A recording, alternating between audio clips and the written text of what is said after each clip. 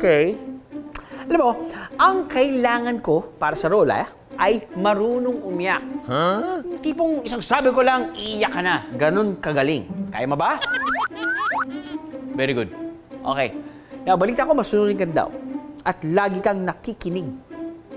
Very good din yan para sa mga nagsisimula pa lang mag-artista.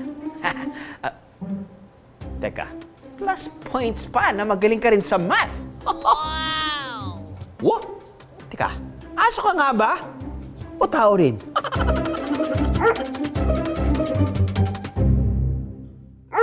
Alam niyo ba na ang average IQ o intelligent quotient ng mga aso ay 100? Ang average dog ay singtalino ng 2 taong bata. That's right! Ilan sa dog breeds na may matataas na IQ ay ang Border Collie na sinusundan naman ng Belgian Malinois, Poodle at German Shepherd. Pero ibahin niyo ang Aspin o asong Pinoy na si Theo. Teo, sabi guwapo.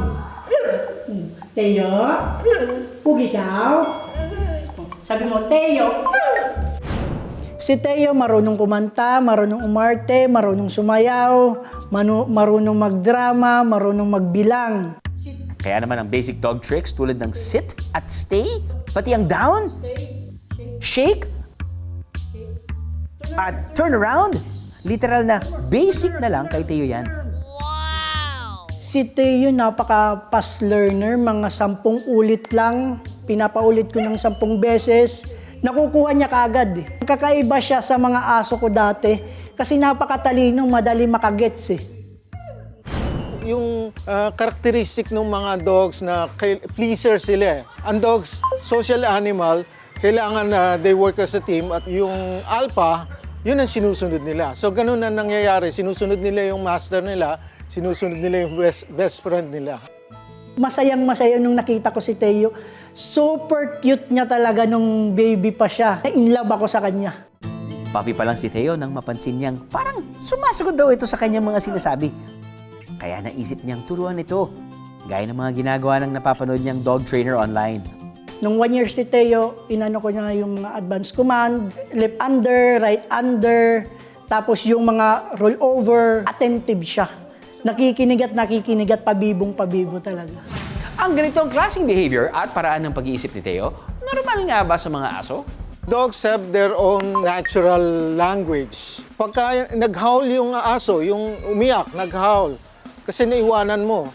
So sa kanila doon, sa pack nila yan, ang gagawin nila, yung mga wild counterpart, yung mga wolf, nag-howl sila sa gabi, yung malayo, may sasagot sa malayo. They communicate. Sa tao naman minsan, di ba, pagka merong pumipito, madidinig ng kabilang ibayo, may sumasagot, it means na nagko-communicate sila. So ganun din yon, in the sense na iba lang yung application nila sa application natin. For today's Ang kabibuhan ni Theo, ipinopost ni Romeo sa social media. Proud fur dad yarn? At isa sa mga hinahangahan ng netizens ang video ni Theo na nagbibilang. 1 plus 1. Very good, Teo. 2 plus 2 naman tayo, okay? 2 plus 2. Bilang tayo, ha? Okay, ilan to? Very good ito. Ito. Very good ito. Ilan to? Very good touch. At hindi lang yan, multi-talented pa si Theo. Dahil mahilig manood ng drama si Romeo, ang mga napapanood niyang eksena, sinubukan din niyang ipagaya kay Theo. At tinuruan pa niya itong umiyak. Teo. Patay. Patay.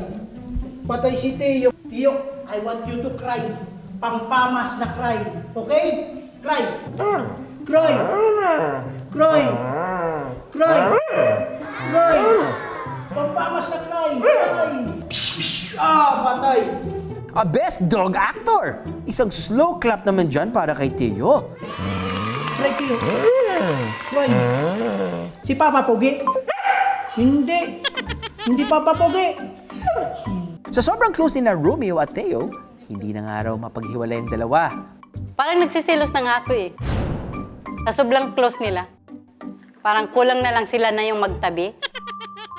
Naku po! Nagtatampong fur mom alert! Romeo and Theo, You know what to do. And you know when you're happy and you're happy and you know. Say ow ow. Very good. Kiss papa.